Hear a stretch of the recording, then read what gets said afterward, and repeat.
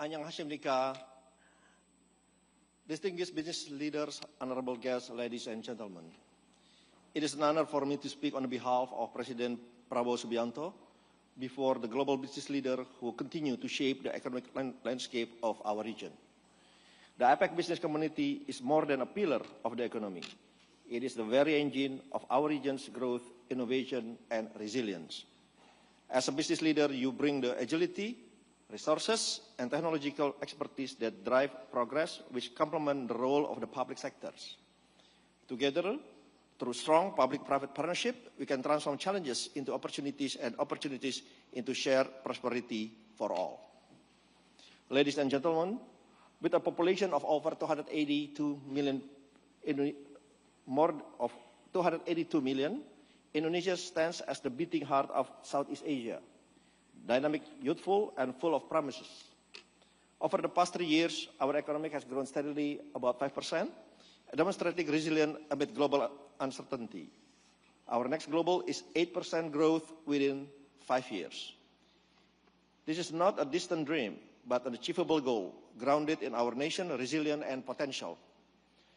For Indonesia, growth represents more than economic statistics. It represents rising incomes, increasing productivity, and economic mobility for our people. It is about empowering a new generation of entrepreneurs and innovators to shape the future. For us, growth must translate into economic dignity for all. We believe that investment is not a zero-sum game, but it is a shared success. When Indonesia grows, our partners grow with us. To enable this, we are accelerating our economic reforms. We remove bureaucratic barriers, cut the red tape, simplifying a lot of rules and regulation, and at the same time, facilitate investment and expanding financial access for business of all sizes. To build a resilient economy from the ground up, we welcome investors who align profit with purpose for shared and sustainable growth, investment that deliver real impact, promote inclusion, and leave no one behind. Ladies and gentlemen, we are translating this ambition into action by setting out key priority sectors within our vision. With the aim of improving resilience and boosting economic growth, central to this vision is building a robust food security framework. Securing this foundation enables our nation to pursue higher order development and innovation. This commitment is embodied in initiatives like Free Nutritious Meal Program, which reach out up to 40 million people already, and a direct investment in the health and productivity of our next generation. We are also pursuing food self-sufficiency by boosting the production of staple crops and by improving the well-being of our farmers. Our commitment to resilience extends directly to energy. Indonesia is uniquely blessed with an abundance of renewable resources which come from bedrock of clean and affordable energy futures. We have a potential actually up to 3,700 gigawatts, but our installed capacity currently is only less than 1%. It's about 15.1 gigawatts. So there are a lot of opportunity that we strongly believe we can explore together in the future. Simultaneously, we are also developing critical minerals industry and electric vehicle battery manufacturing to move up the global value chains. The integrated strategy leverages our entire natural endowment to protect our economy from global volatility. At the same time, it will also power new industries, create jobs, and build a more competitive Indonesia. Ladies and gentlemen, investing in Indonesia today is more than entering a high-growth market. It is a partnership in building a sovereign and a resilient nation. No government and no company can secure the future of isolation. Our shared success lies in transforming capital and innovation into lasting opportunity for the next generation. For example, this year we just established our new sovereign wealth fund with the total asset under management reached about $1 trillion. We are combining of our state-owned enterprise into our sovereign wealth fund, and we have the capability to invest in the future, not only in Indonesia, but also out of Indonesia. This is our collective mission, to build an Asia-Pacific that is dynamic, inclusive, competitive, and united. We call our partners to build a region that not only grows in wealth, but thrives in prosperity and resilience. Invest in Indonesia, invest in resilience, invest in the future we will forge together. I thank you. Kamsahamnida. Thank you very much, His Excellency, Minister Rosan Perkasa Roslani, for delivering the graceful, inspiring remarks by the President of Indonesia. Please extend a big round.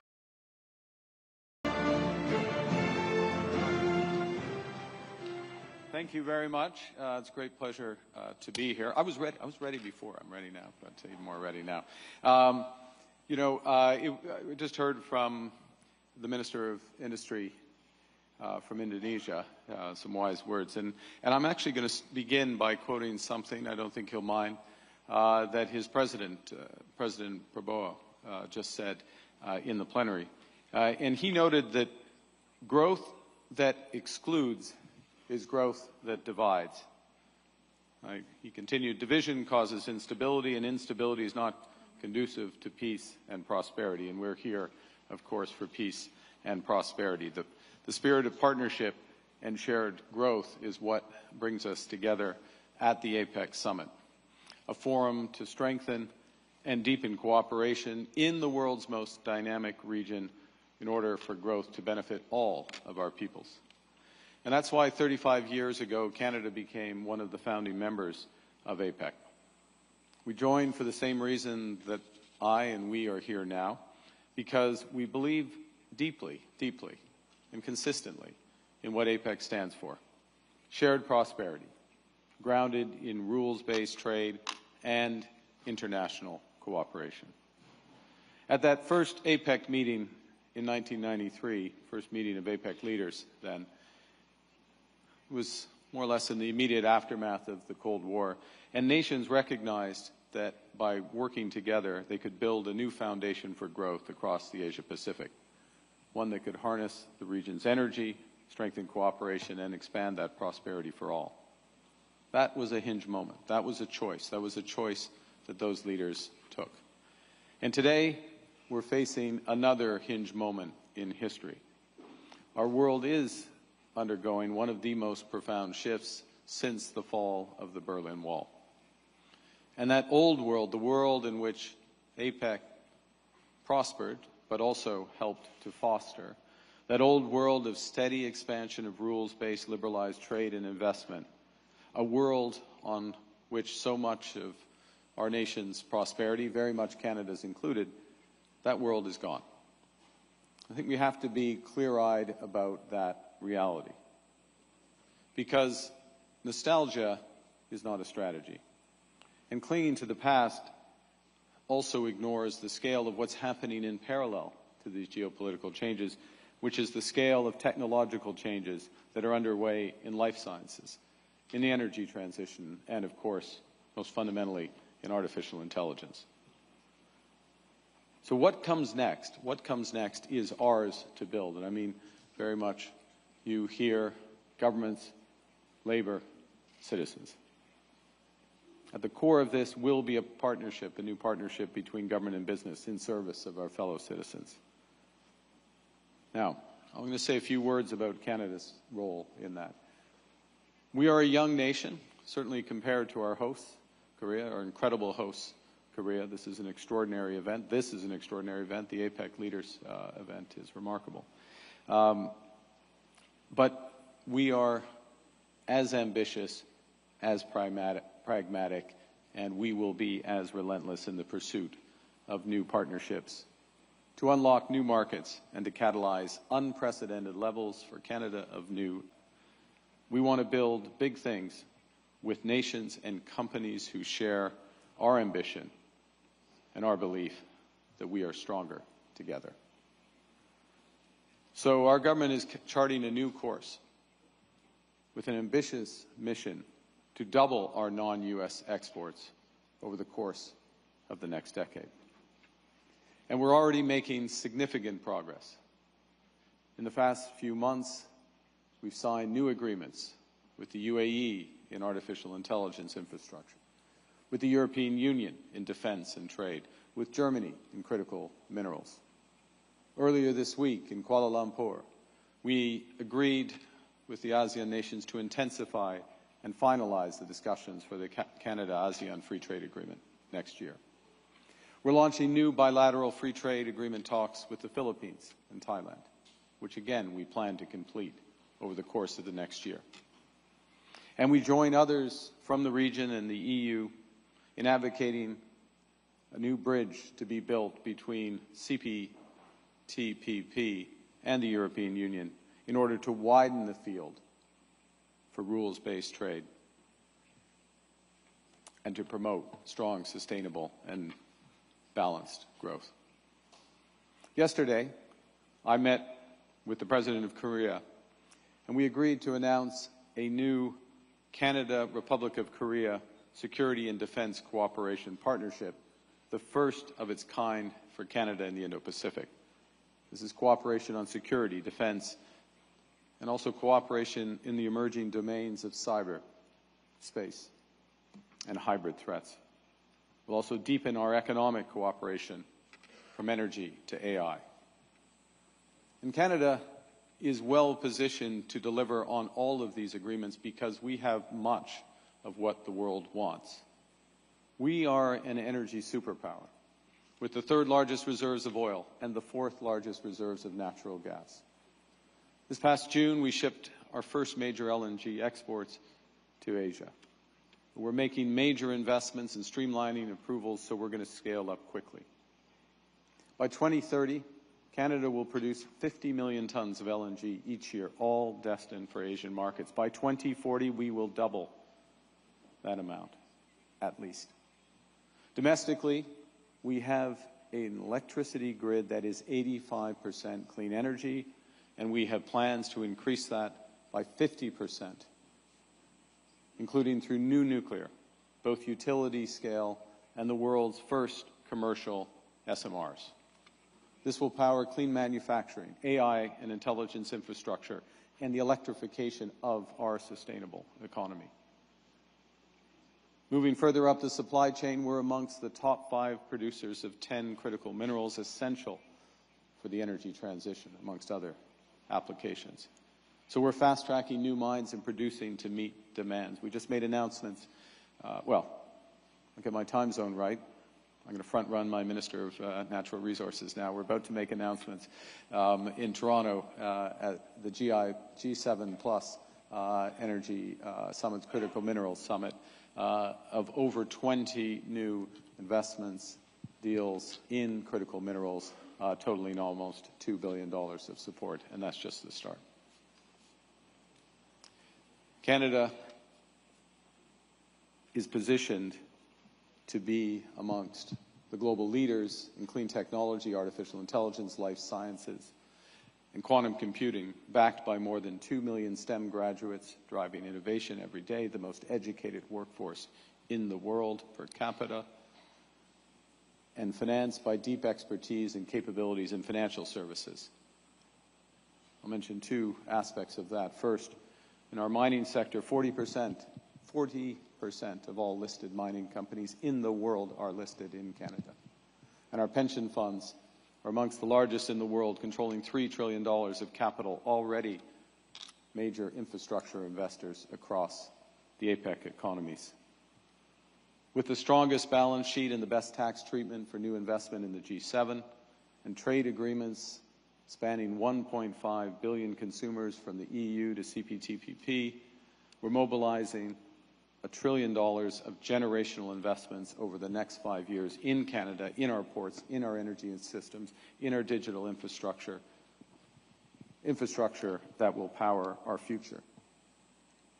Now, part of our core offering, part of our core foundation for these investments is to provide you and investors and business people the certainty and reliability that you crave and deserve. You crave in an uncertain world. You deserve at all times. And part of our offering is to live the values of sustainability and inclusivity to which the world aspires. You all know that certainty is the greatest currency in commerce.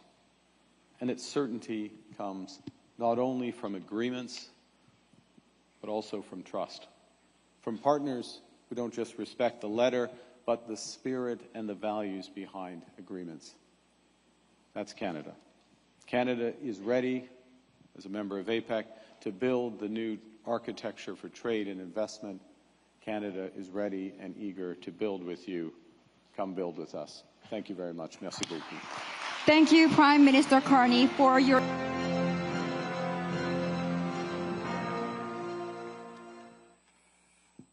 Distinguished leaders, esteemed delegates, ladies and gentlemen, magandang araw po sa inyong lahat. And let me try this. Yorobun, amnyong hashim nika.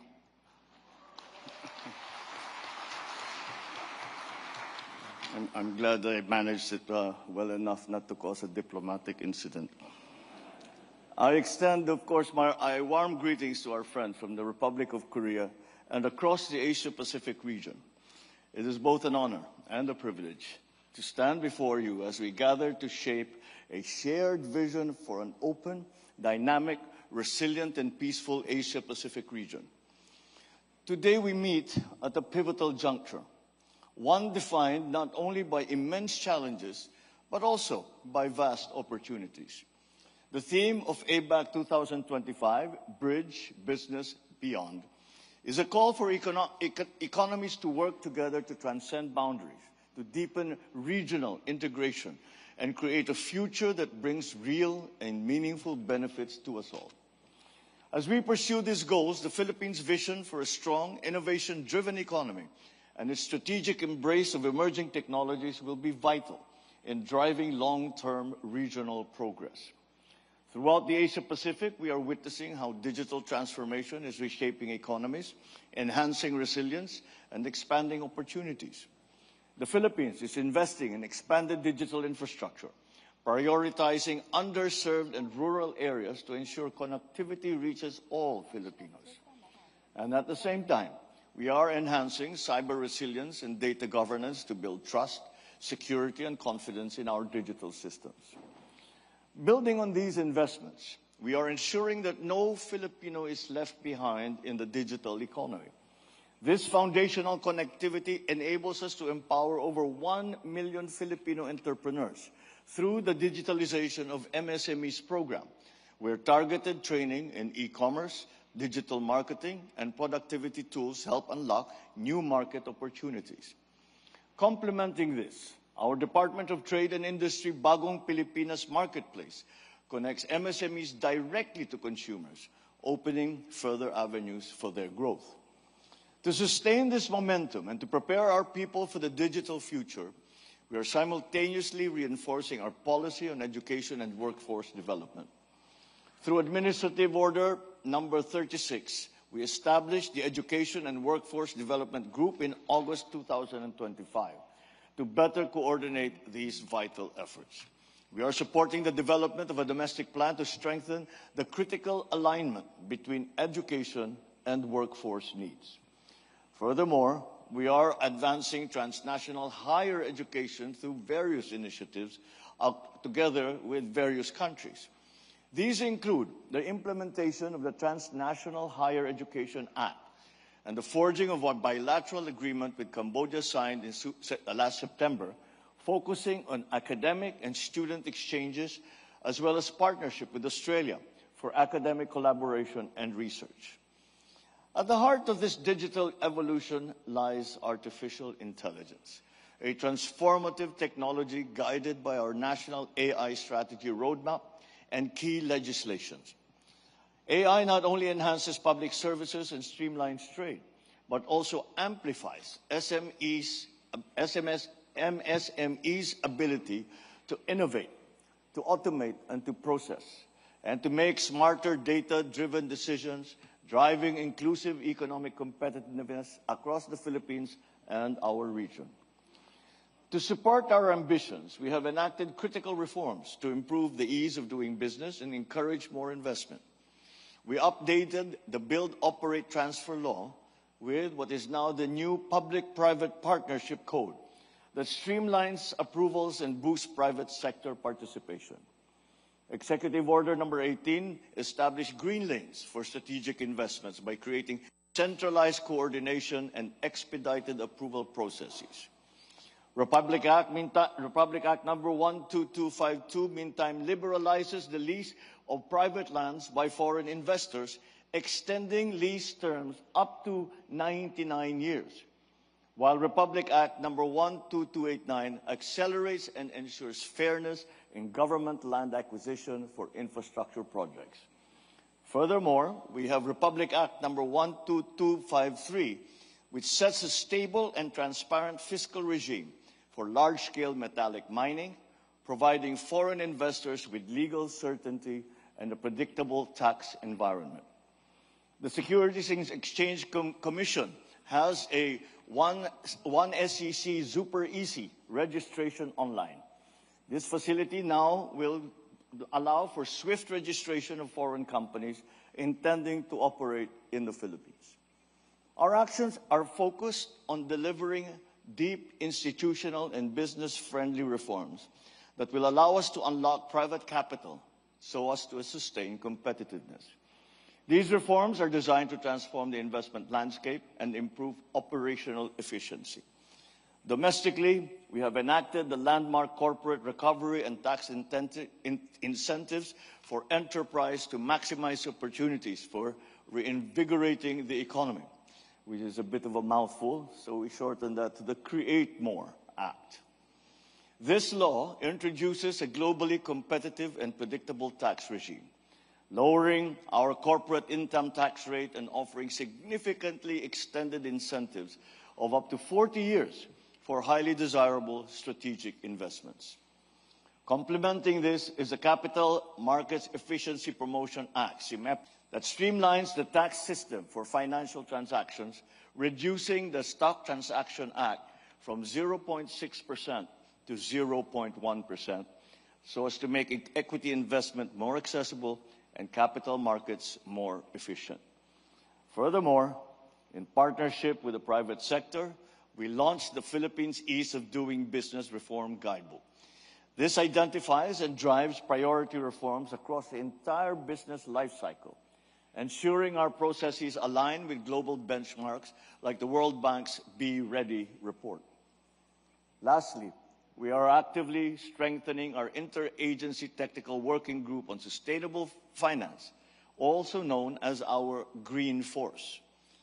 Through this, we aim to accelerate the implementation of the Sustainable Finance Roadmap, develop green financing guidelines under our new PPP code, and establish a green project pipeline, thus channeling investment towards climate resilient and environmentally sound development. Along with these reforms, the Philippines also actively advances its integration in regional trade agreements, such as through the implementation of the Regional Comprehensive Economic Partnership, or RCEP, and ongoing negotiations for a Philippines-EU Free Trade Agreement, a Philippines-Chile Comprehensive Economic Partners Agreement, or CEPA. We are likewise pursuing membership in Comprehensive and Progressive Agreement for Trans-Pacific Partnership, the CPTPP. These agreements are key to fostering cooperation, innovation, and rules-based integration, enabling predictable business environments, harmonized standards, and transparent supply chains. We are committed to maintaining high standards in our trade policies. Ladies and gentlemen, we view the business community as a full and essential partner in our national economic narrative. While the government is focused on creating an enabling environment through stable policy, sound regulations, and strategic infrastructure, it is the private sector that moves capital, that creates jobs, introduces technology, and delivers meaningful, lasting impact on the ground. In the Philippines, engagements with the private sector, particularly through our Private Sector Advisory Council, have evolved into government actions in the areas of digital transformation, infrastructure, development, sustainable energy, healthcare. And as a model of good governance, public-private sector cooperation helps align the government's work in many sectors to deliver quick, concrete results. We certainly value your insights, and we welcome your ideas. We are fully prepared to work with you in transforming these ideas into real, tangible results.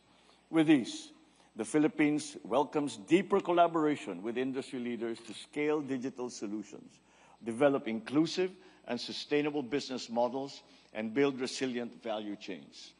Strong public-private partnerships and regional integration are essential to harness new technologies and create a connected, future-ready Asia-Pacific. Businesses must not only benefit from progress, but actively co-create the future by leading in technology development, in supporting startups, embedding sustainability, and upholding good corporate governance that builds trust and accountability. Despite progress, barriers such as regulatory fragmentation, uneven digital infrastructure, and supply chain vulnerabilities still persist. They hinder full economic integration and inclusive growth. So to overcome these challenges, the private sector must intensify its role in policy advocacy and cross-border standardization. While governments set policies, businesses bring the operational expertise and technology that will harmonize the different disparate systems. We call on industry leaders to share best practices, advance unified regional standards for data exchange, and co-develop interoperable digital tools that foster a transparent and inclusive digital ecosystem, creating a level playing field where enterprises of all sizes can compete and collaborate effectively across the region. I'm very pleased to have been able to attend the CEO Summit once again this year. I believe APEC is uniquely positioned to significantly strengthen engagement and collaboration with regional partners and different fora, such as ASEAN, around shared objectives. As our economies are deeply interconnected, our progress depends on how well we collaborate, how effectively we harmonize policies, and how seamlessly we integrate our markets. Governments and the private sector must unite to create a sustainable, inclusive, and digitally empowered future. Let us move forward together, bridging businesses and going beyond to ensure growth benefits to every person. We do not leave anyone behind. As the Philippines takes on the ASEAN chairship for 2026, we stand ready to build a more connective, competitive, and sustainable regional economy driven by deeper cooperation and shared growth. We look forward to your support as we lead ASEAN next year, with a key priority being the signing and rollout of the ASEAN Digital Economy Framework Agreement, a game-changing step towards a seamless $2 trillion regional digital market by 2030. So today, let me make our message clear. The Philippines is open, ready, and eager to do business with you. The Philippines offers more than just a strategic location at the heart of the region. We bring a dynamic workforce, a thriving, innovative ecosystem, and an unwavering commitment to sustainable and inclusive prosperity. So let me conclude by warmly inviting you to visit the Philippines next year as we proudly chair ASEAN. Our chairship will advance a stronger APEC-ASEAN alignment and promote coherent policies, resilient institutions, and broader opportunities for all. We welcome our partners from across the region, and we invite the business community to join us in shaping a connected, resilient, opportunity-driven Asia-Pacific. Maraming salamat. Yorobum kamsadul imnida. Thank you very much, Mr. President, for your robust words of encouragement. Let us please show our appreciation by giving another big round of applause to the President of the Philippines.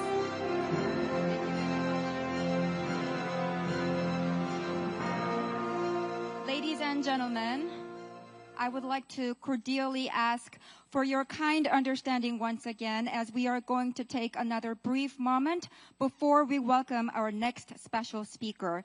It'll be highly appreciated if you could still remain seated.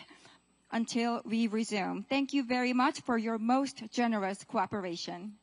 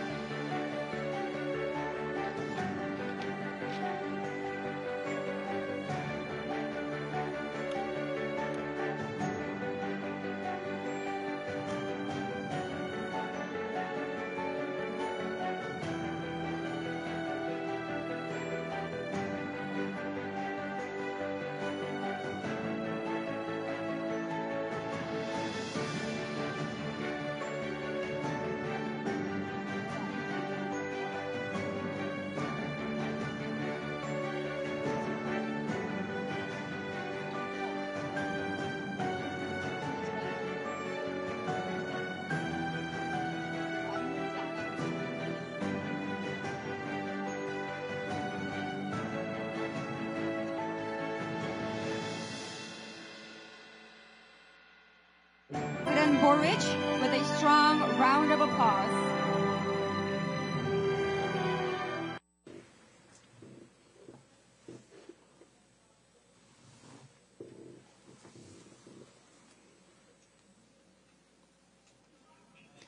Good afternoon, everyone. I understand that we have simultaneous interpretation. I come from Chile. We are at 18,000 kilometers away from this place, 35 hours. That's how long it took us on an airplane. And just like we have expressed it with everyone that we've talked with here in Korea, despite the physical distance that we have, we know that we have a lot in common. We know that we share values, but above all, we have so much to explore and so much to work together, particularly in a very troubling world where in the past few years, certain principles have been put into questions that have inspired us in the last decades: multilateralism, fair trade, the respect for the rule of law, and peace. In Chile, we are convinced. We are a medium-sized country where our only way of progress is not through force or conflict between our brothers and sisters of other countries, but rather through cooperation, multilateralism, respect to international law, and respect for human rights. But we are here also from a perspective that inspires us to ask ourselves, how can we develop it differently? How can we provide material conditions that are better for our people?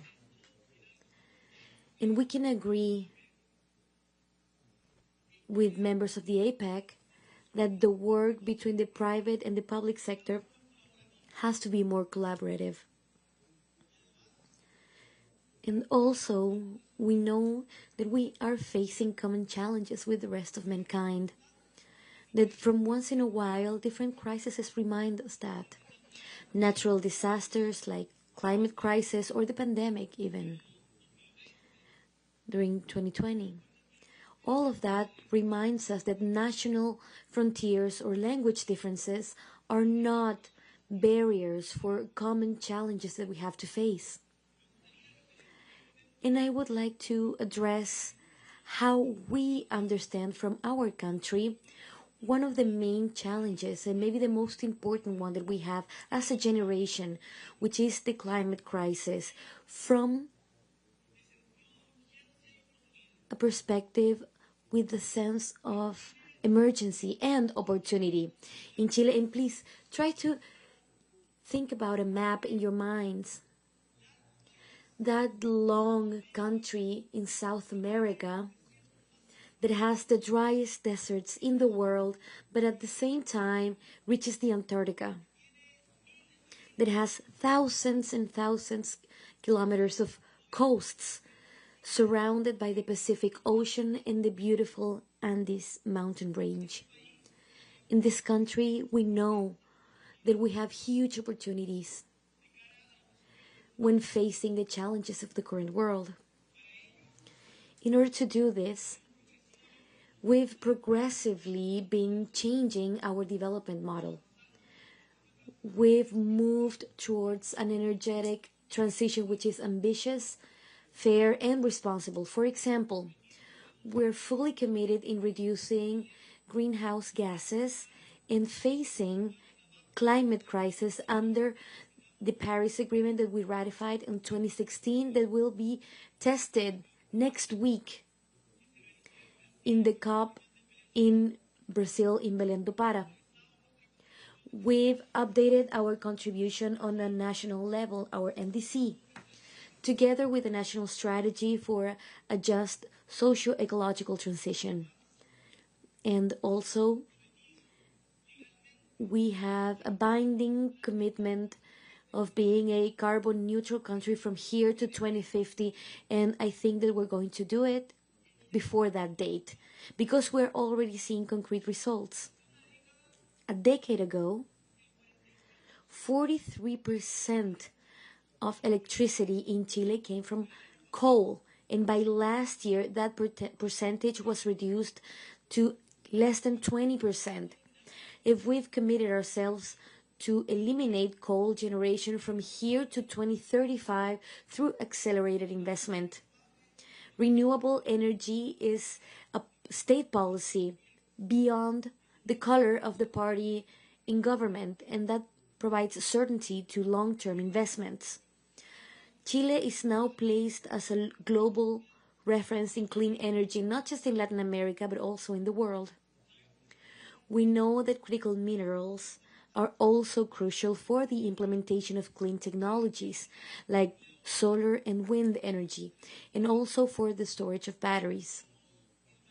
We are the biggest producer of copper in the world and the second largest producer of lithium in the world. And we have the biggest reserves of lithium today in the world. And we are prepared to meaningfully contribute to the supply chains and creating supply chains that are resilient for these critical materials. Because one of the assets that our country has is an intangible good, which is trust.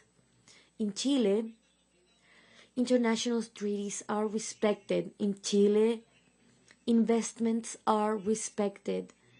In Chile, you can have a long-term idea, because regardless of the political ideas that we have within our country, when we step outside, Chile is just one. Currently, we are implementing multiple initiatives, including our national strategy for lithium, our green hydrogen strategy, the plan for energy efficiency, the circular roadmap, and the framework for climate change. Most of them are ruled by law.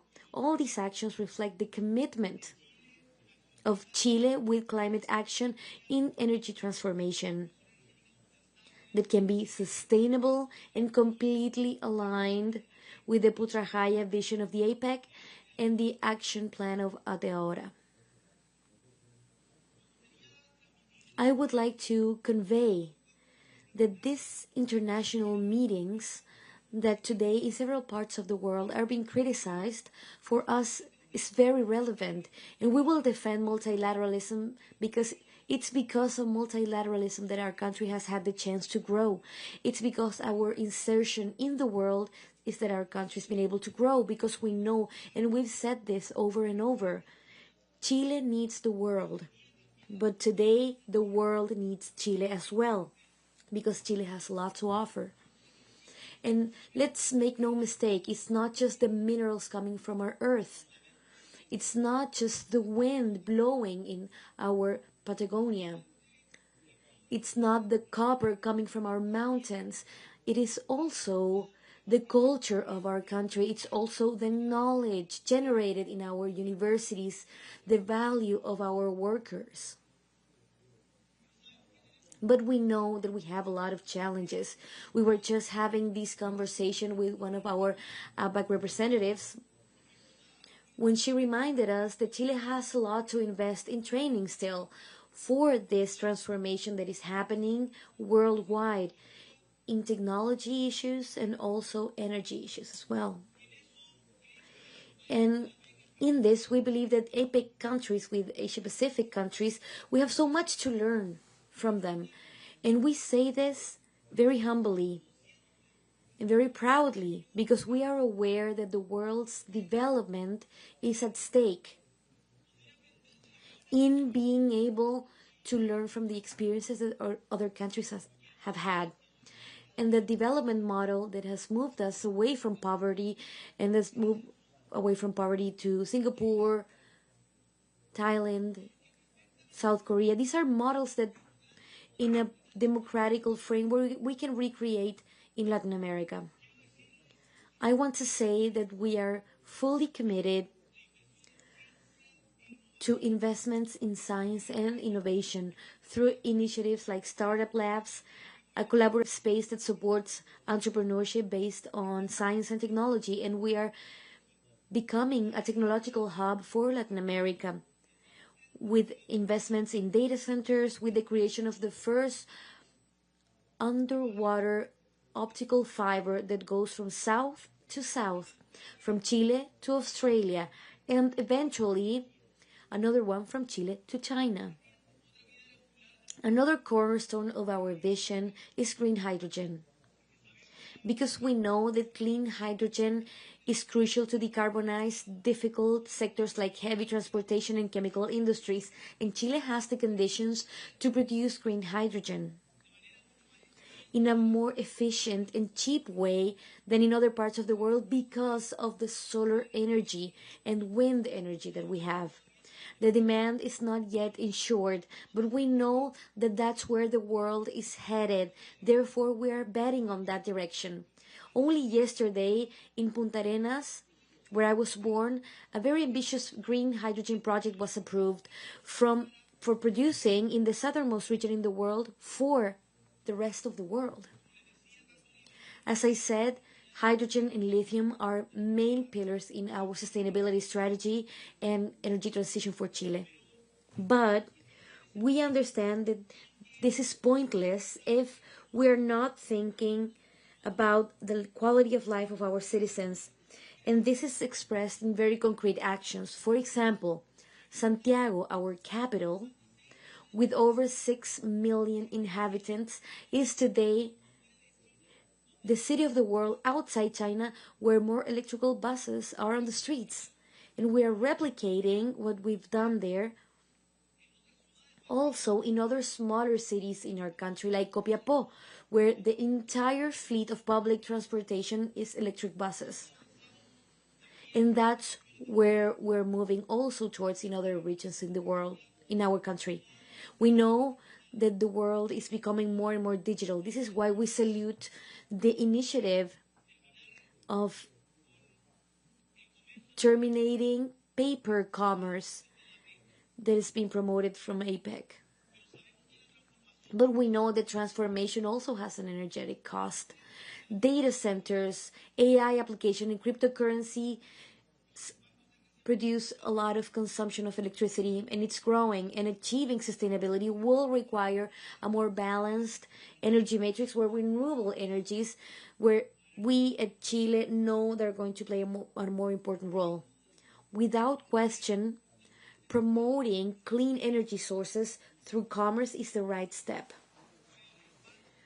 With the support of a solid institutional framework and a macroeconomy that's stable and inclusive, Chile is determined to be a leader in the green energy transformation with countries that we have shared values like Singapore or New Zealand, with which today morning we launched together a new agreement for a green economy that will be focused in very concrete issues, for example, determining what is green fuel, for example, for aircrafts. We're moving very quickly, and we know that this way of facing things are very useful because we've seen it in other experiences, like, for example, the CPTPP that was born with other countries from the APEC, or the DPA, like giants like China are waiting to be a part of. We believe that the APEC offers a vital space for this dialogue between the public and private world. This forum, you have developed initiatives like the guideline for policies, development and implementation on low carbon hydrogen framework and the just transition initiative. And together we've developed certification policies for hydrogen, resilient energy policies, and encouraging local demand for low carbon energy. Now,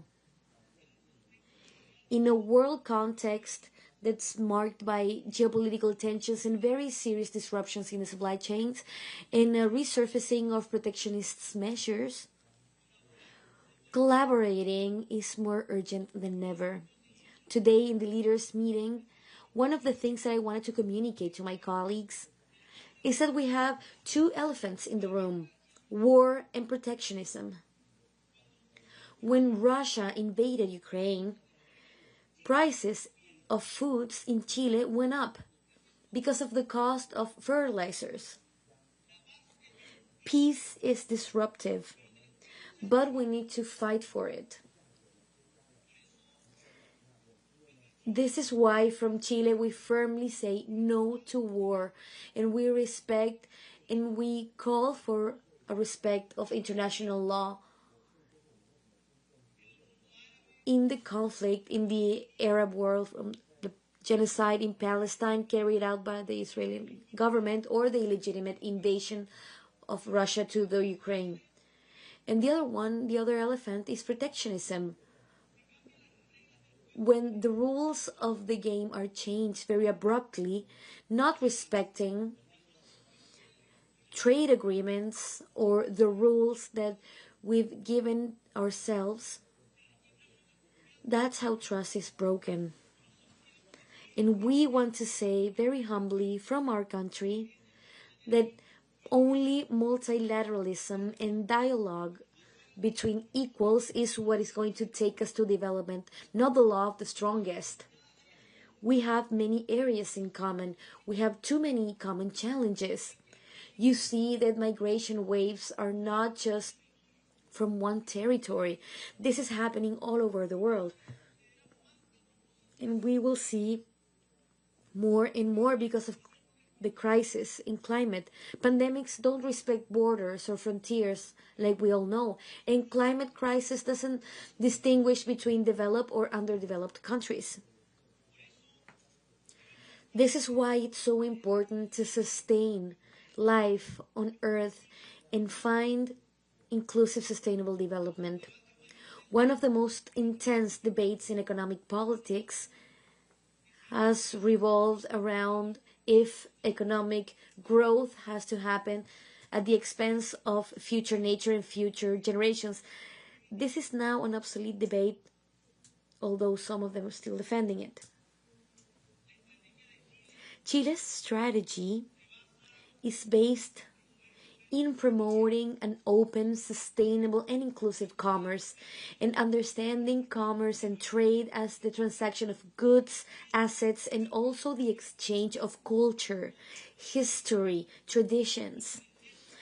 Understand each other better. It's not enough to exchange money. We need to know where we come from. We need to understand that we are part of one humanity. As John Donne said many centuries ago, an English poet, when one promontory in Europe is diminished, bells are ringing not just for you, but for everyone. This is why our insertion in the world and the logic under which we've addressed this as state policy, our international policy, has to do and is expressed in 35 free trade agreements that address many economies. We were one of the first countries in ratifying the PB&J agreement on ocean governance beyond territorial limits. And for us, it is proven that multilateralism, sustainability, and innovation go hand in hand. We need, my dear colleagues, prosperity for our shared community. We know, and we talked about this today with the PA from Singapore, that today that's a utopia. But utopias give us a place to walk towards. Reality is not static. Let's not worry about the picture in the present. Our generation has the right and the duty of asking themselves, what do we want to be and what world we want to leave our new generations, our children, and we have to act accordingly. Governments cannot do it by themselves.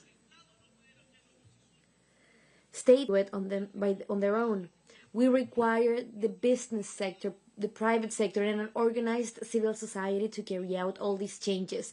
These are positive changes in which, from different latitudes in the world, we should acknowledge one direction. And today, in the roundtable with the APECs, we were sitting down. The Singapore Prime Minister, myself, and business representatives from Canada,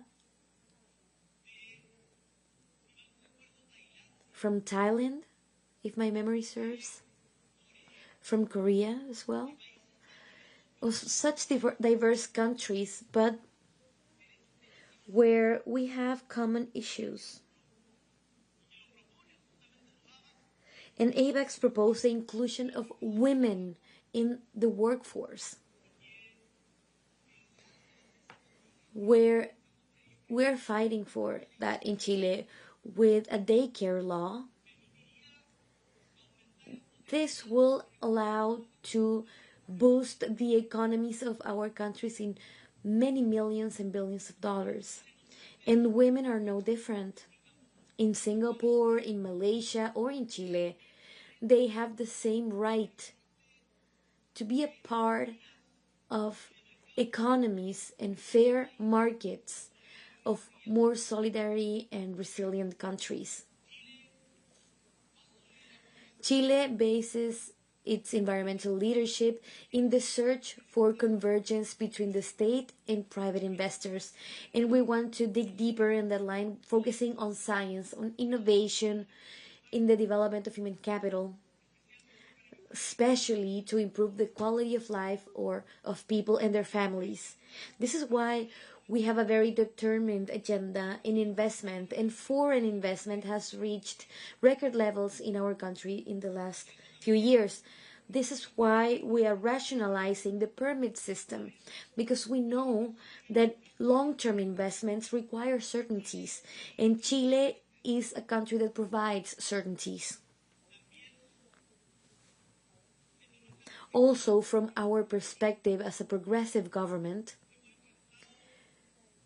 we've faced this entire debate and all this process, keeping in mind how we can improve the quality of life of our people. This is why we've pushed on the reduction of working hours a week, the increase of the minimum wage, the complete gratuity for our health network, the widening of programs to support and recognize unpaid work, the caregiving that is provided by women in Chile and in the world, and that it's not acknowledged, it's not valued enough.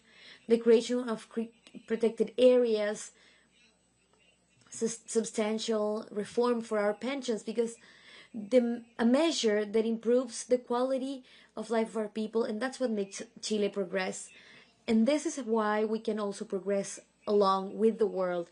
This combination of encouraging investment and progress in public policies, we believe is the road for a more sustainable and just development. I want to invite from this stage to the private sector joining us today to join us in building resilient supply chains that create benefits for our communities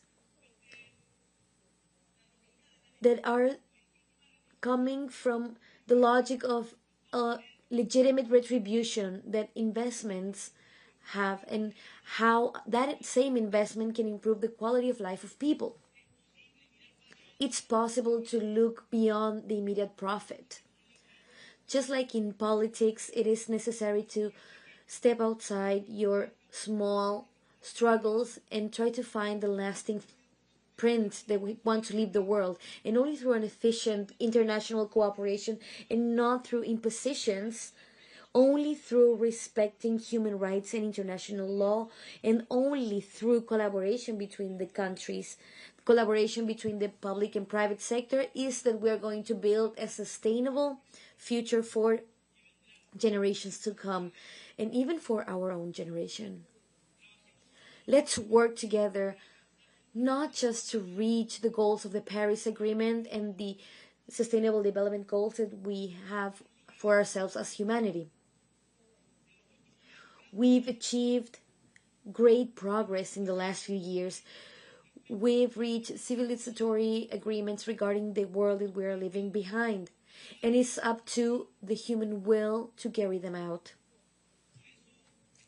This is why I want to invite you to believe in us, to believe in humanity, to believe in politics as a transformation agent and a change agent when you do it honestly.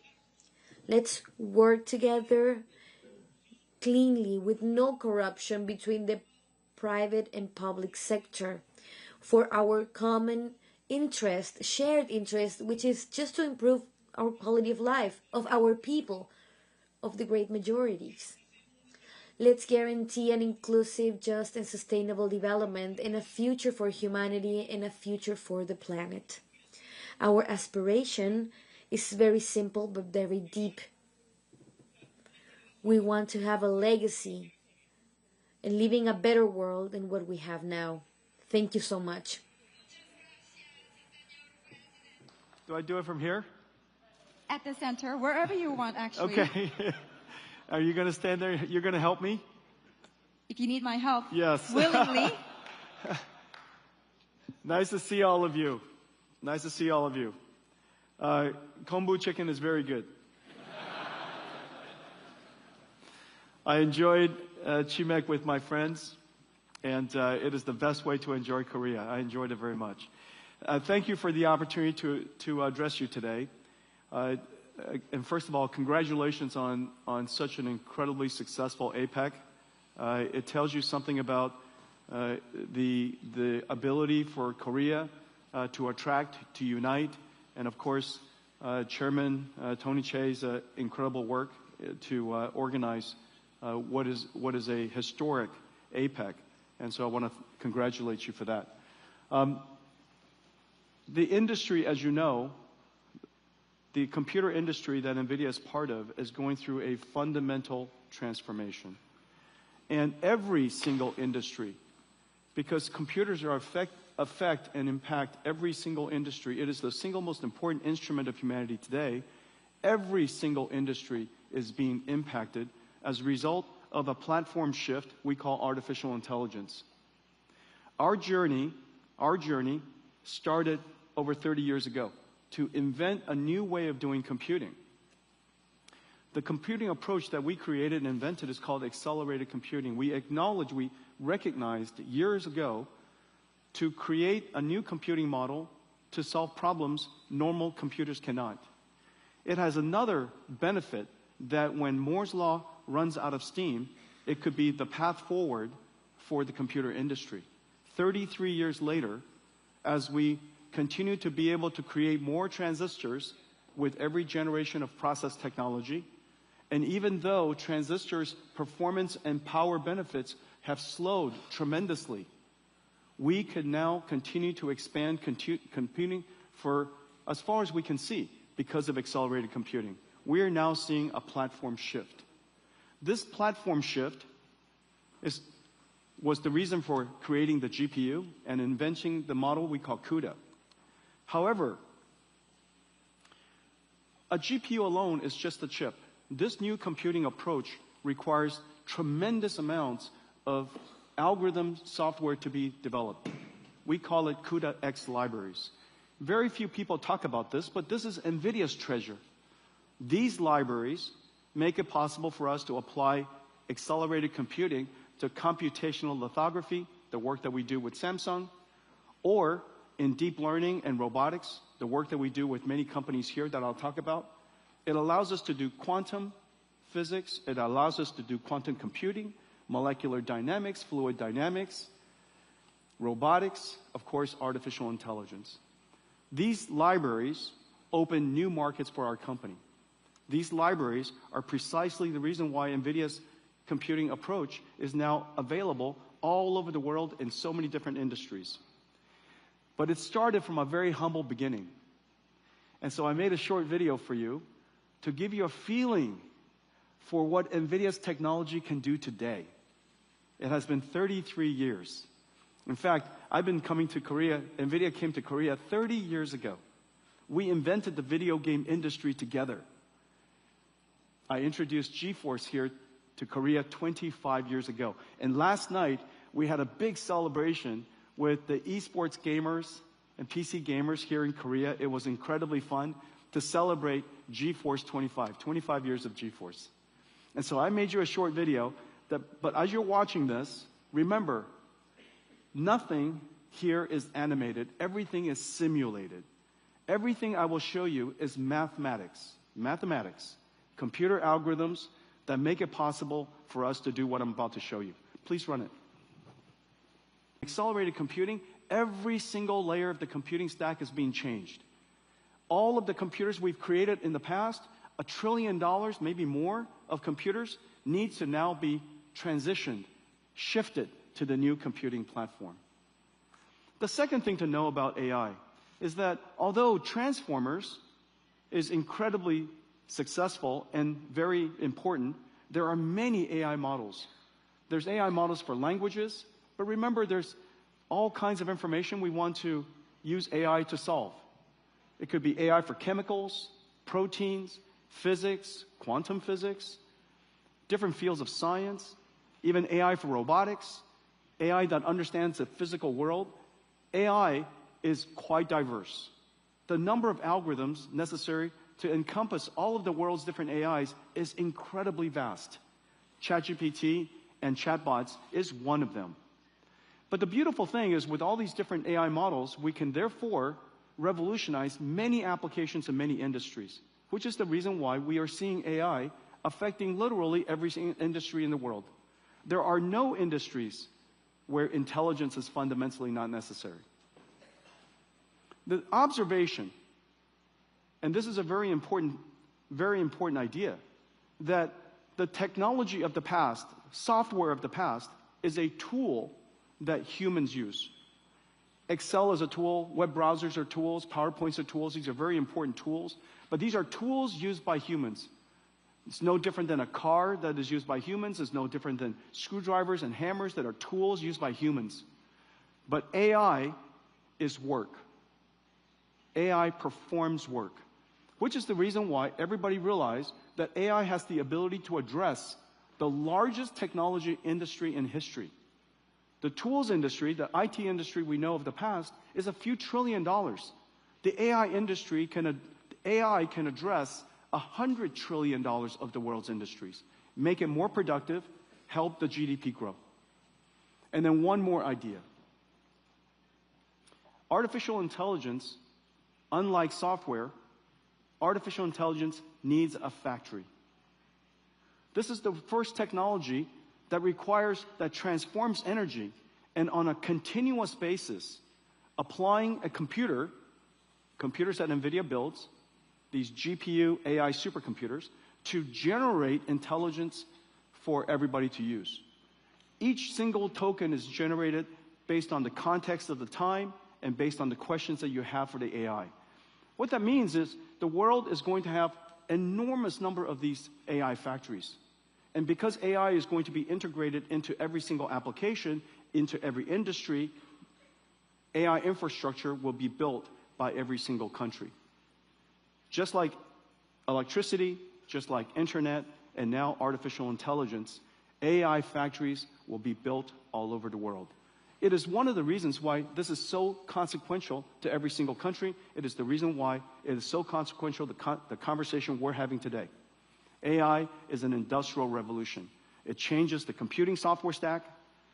The software is work, not tools.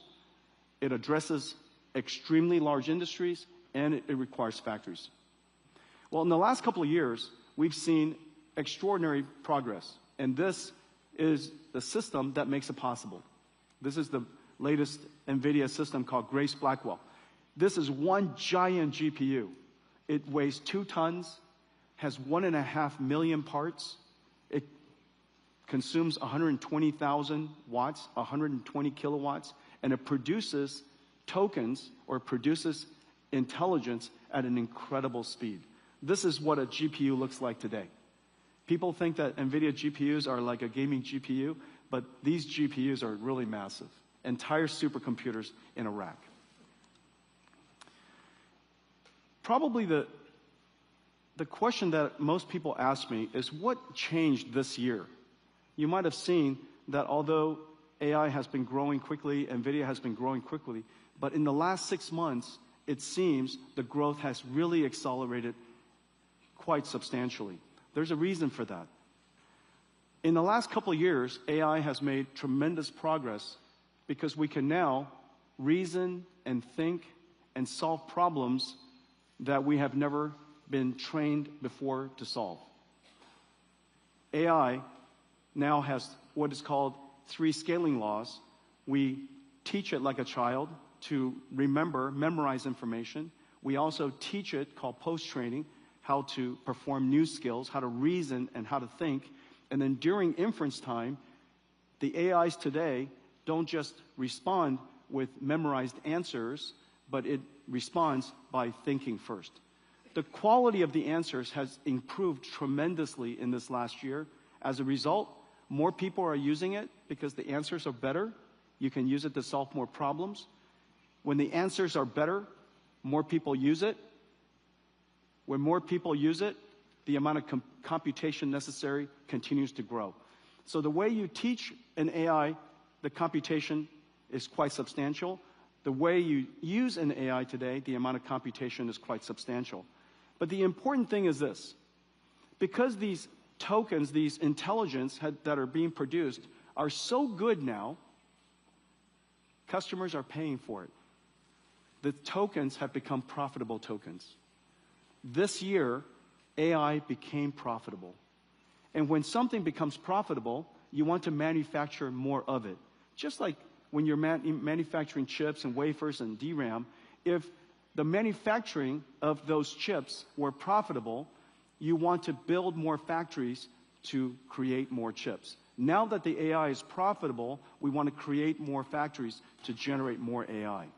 We have now achieved what is called the virtuous cycle. The AIs get better, more people use it, makes more profit, create more factories, which allows us to create even better AIs, which allows more people to use it. The virtuous cycle of AI has arrived. And this is the reason why you're seeing the world's CapEx going so fast. There are 2 fundamental things that are happening. The first is a transition, as I mentioned, from general purpose computing to accelerated computing. Moore's law has really run out of steam, so we need another way of doing computation. NVIDIA's accelerated computing is the foundation layer for that. On top of accelerated computing, AI has now achieved the virtuous cycle, which is the reason why all of a sudden we're seeing the amount of CapEx that companies are building is growing so substantially. This is going to happen here in Korea as well. Well, the reason why I think this is such an extraordinary time for Korea is, of course, during a platform transition, it's vital to any technology industry, it's vital to any industrial nation. However, for Korea, this is an extraordinary opportunity because in very few countries in the world do you have three fundamental, essential, necessary qualities in order to succeed. The first is you need software. Software expertise is one of those skills that Korea has abundance of. Deep technical and science capability, and third, manufacturing capability. When you combine software and AI, technology, and manufacturing, you have the opportunity to really take advantage of robotics. This is the next generation of physical AI. And you can see NVIDIA working in the robotics field all over the place. This is humanoid robotics that we're doing with Figure. This is the work that we're doing with Caterpillar, turning themselves into a robotics industrial company. This is agility, logistics robots. This is Johnson & Johnson, surgical robots. But the technology has now reached a level where we are starting to see robotic systems all over the place.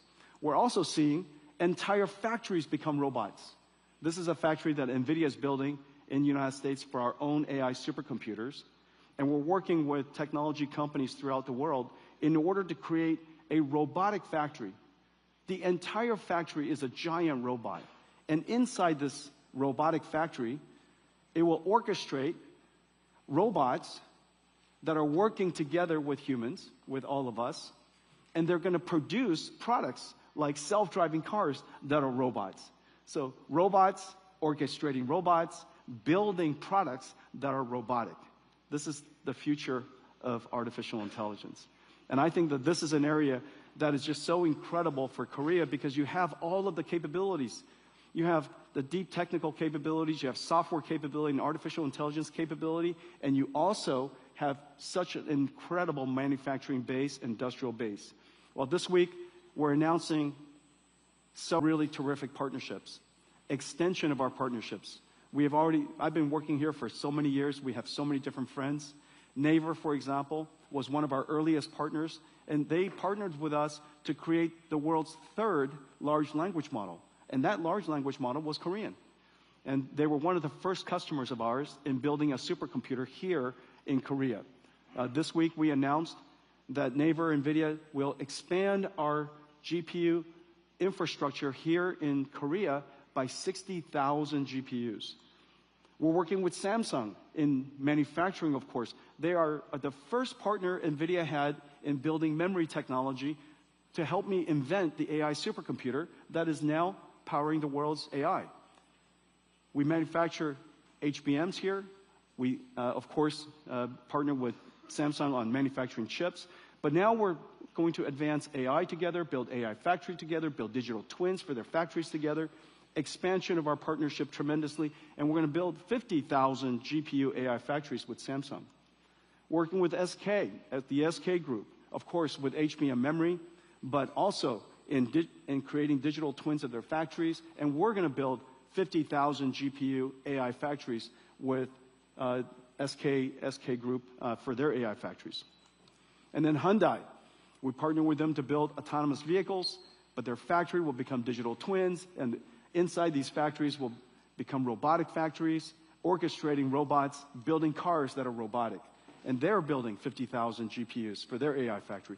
Total, this week we announced that we will build 250,000 more GPUs here in Korea, making Korea one of the largest GPU or AI infrastructure countries in the world.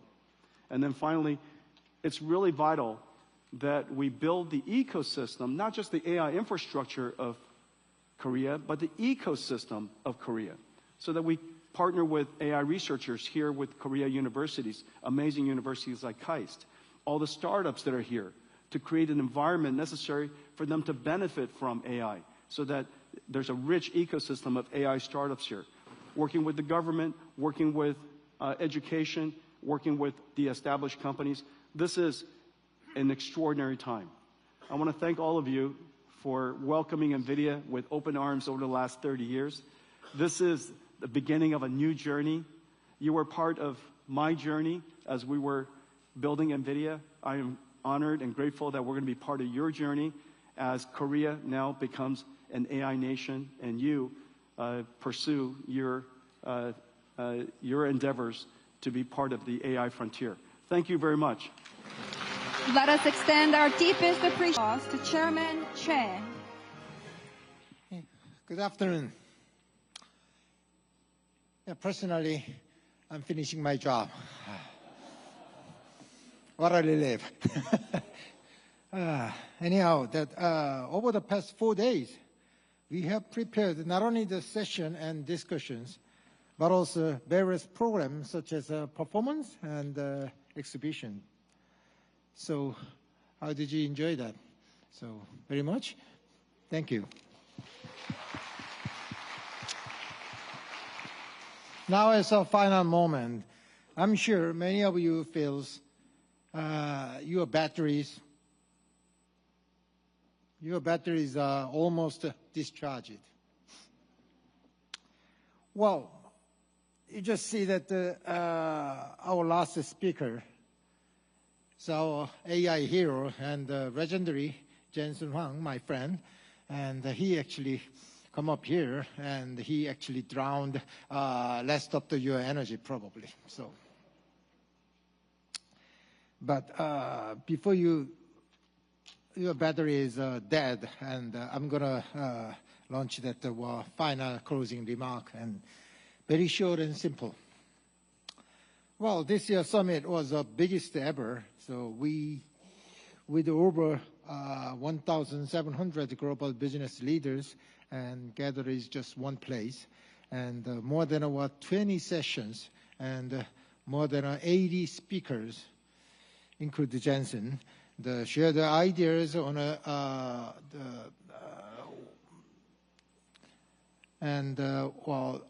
own idea for the innovation. I sincerely thanks for that all the speakers and the guests who come to Gyeongju. As we come to the close this summit, we like to conclude it by the moving beyond this year's theme is 3B, and I'm trying to change it to 3C. So I'd like to introduce it to all the C's. Number 1C is close the gaps. The first is a close the gap is the benefit of technological progress are not shared equally by all. So that means, well, there is a AI polarization, AI divide. So one nation cannot really handle this. So we must establish the common principle for digital technology and financial investment to bridge economic and social divides among the member economies. The second C is a co-create value. The challenges we face today that cannot solve by that one nation alone.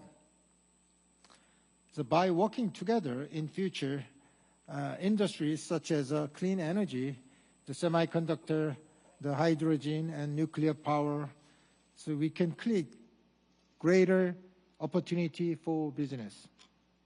Last C is a commit to tomorrow. As I mentioned, the APEC is not just a forum for discussion. It is a platform for action. So AI should not just take a job away, but create the new opportunities. The energy transitions, carbon neutrality should become the energy of the growth. It's not just burden. So that next generation can live in the better world. We must start action today. So although our time in 1,000 years old city of the Gyeongju is coming to end, and we hoped the promise we made today will last far beyond the next 1,000 years. So I would like to hand over the gavel to the Chairman Lon Hongbin of CCPIT.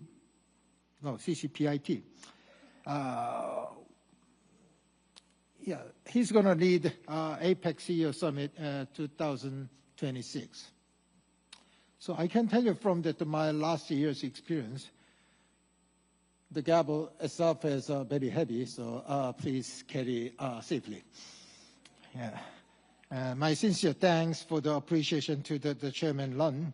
And lastly, I would like to express my heartfelt gratitude to the government of the Republic of Korea and Gyeongsangbuk, the province, and the city of Gyeongju, and our APEC and the ABEC, the organizers and all partners and the sponsor companies.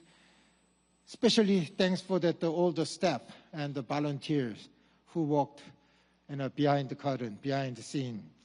So also, you are the unsung heroes. So all you participants without you, there is no APEC Summit. So thank you. Thank you very much. Ladies and gentlemen, please join me in extending our deep. And now Mr. Ron Hongbin, now Chairman of the China Council for the Promotion of International Trade and the incoming Chairman of the APEC CEO Summit 2026.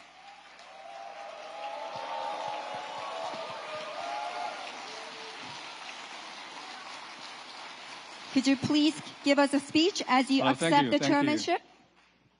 Good afternoon, dear friends. So as Mr. Tsui Taiwan said that he has finished his work.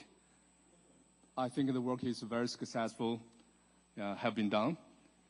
And I just have taken over the chairmanship of CEO Summit for 2026. So I already feel the burden on my shoulders. But I'm very confident with your support together, we will have very successful CEO Summit 2026.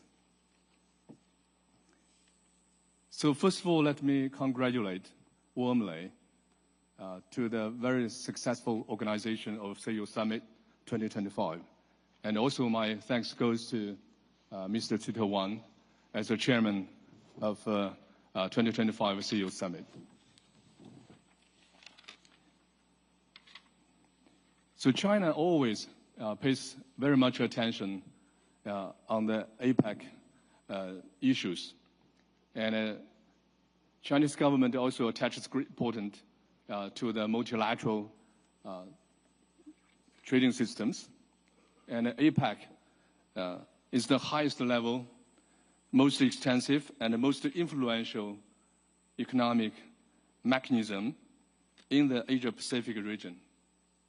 For over 30 years since its inception, APEC has remained committed to building an open, dynamic, resilient, and peaceful Asia-Pacific community. Today, our world is undergoing profound changes and instability, with unilateralism and protectionism on the rise.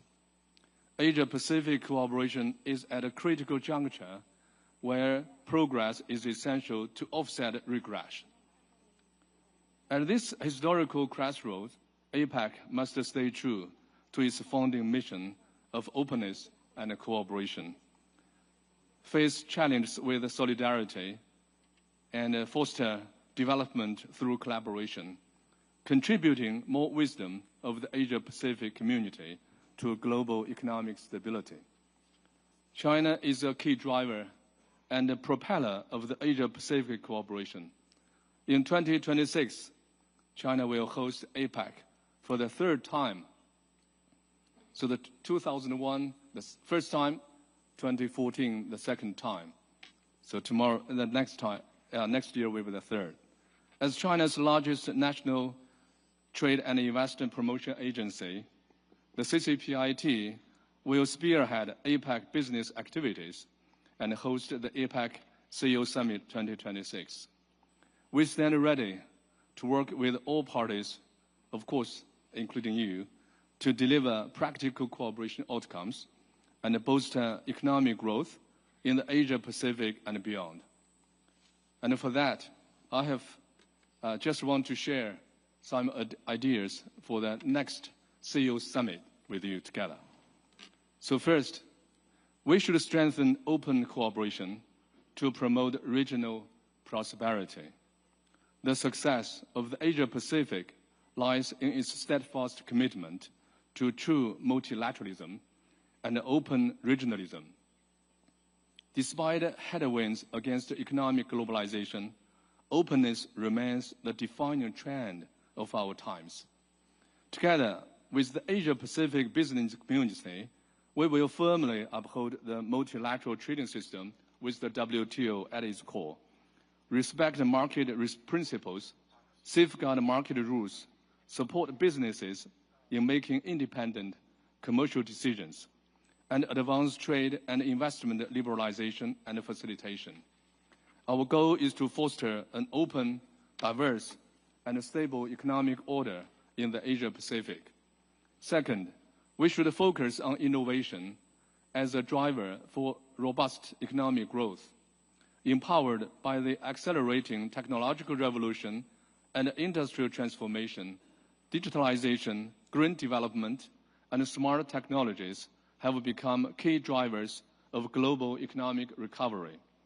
We encourage the Asia-Pacific business community to embrace this trend, prioritize science and technology innovation as the primary growth engine, and deepen cooperation in such emerging fields as artificial intelligence, digital economy, and green low-carbon development, so as to enable new technologies, new business models, and new industries to take root in the region. At the same time, we must bolster inclusive innovation, bridge the digital divide, and ensure that technological progress benefits all. Third, we should enhance connectivity to solidify collaborative development. Connectivity is a sure path to shared prosperity in the Asia-Pacific. We should strengthen both hard connectivity in infrastructure and soft connectivity in rules and standards, while fostering people-to-people connectivity among our economies. Over the past 3 years, the CCPIT has successfully hosted 3 editions of the China International Supply Chain Expo, CRICE, effectively promoting open cooperation in regional industrial and supply chains. The 4th CRICE will be held in Beijing next June. We warmly invite all the businesses to participate and jointly advance Asia-Pacific connectivity. Friends, the 4th plenary session of the 20th Central Committee of the Communist Party of China, which concluded last week, has charted the blueprint for China's economic and social development over the next 5 years. It was emphasized that China will persist in high-quality development and a high-standard opening up, and create new horizons for mutually beneficial cooperation to share opportunities and achieve common development with the rest of the world. As China is set to take the helm as the host of APEC next year, the CCPIT stands ready to work with all parties and provide a high-quality platform for dialogue and exchange among the Asia-Pacific business community. I sincerely invite our Asia-Pacific business friends to join us in China for the APEC CEO Summit next year. Let's jointly promote cooperation and development and contribute our wisdom and strengths to building an Asia-Pacific community with a shared future and advancing the APEC Putrajaya Vision 2040. In concluding, let me again congratulate Mr. Sita Wang and his team for organizing a very successful 2025 CEO Summit. And I very sincerely invite you all to China next year for the CEO Summit 2026. Thank you very much. Thank you. Ladies and gentlemen, please